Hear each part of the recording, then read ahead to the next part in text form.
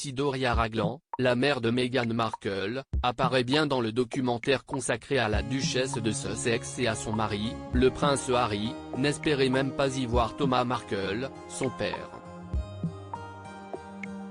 Pour une raison très simple, si la jeune femme et son mère ont une relation fusionnelle, il n'est pas vraiment de même pour son père, à qui elle ne parle plus depuis plusieurs années. Cependant, l'ancienne actrice américaine a tenu à aborder le sujet devant les caméras de Netflix, expliquant qu'elle s'était sentie trahie par lui juste avant son mariage, notamment par l'histoire de la fausse paparazade soi-disant montée par son père et des tabloïds pour la piéger. Elle l'a accusé de ne pas lui avoir répondu au téléphone lorsqu'il a été annoncé qu'il avait fait un infarctus, et a réitéré le fait que ses actes aient été impardonnables.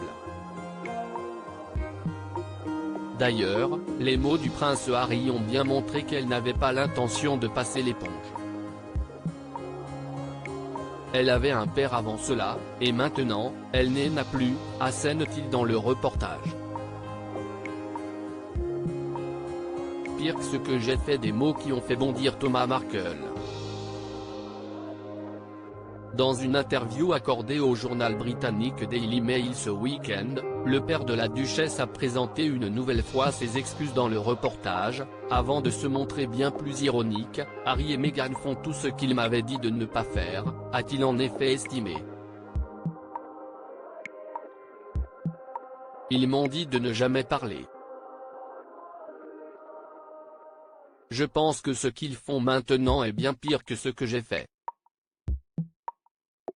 Une position forte, qui ne va pas vraiment dans le sens de la réconciliation. Pourtant, Thomas Markle l'affirme, il voudrait rencontrer Archie et Lilibet, 3 ans et demi et 1 an, les enfants de sa fille et du prince Harry. Mais cela ne devrait pas se produire tout de suite. En tout cas, s'il est encore un témoignage qui ne devrait pas faire plaisir au prince Harry et à Meghan Markle.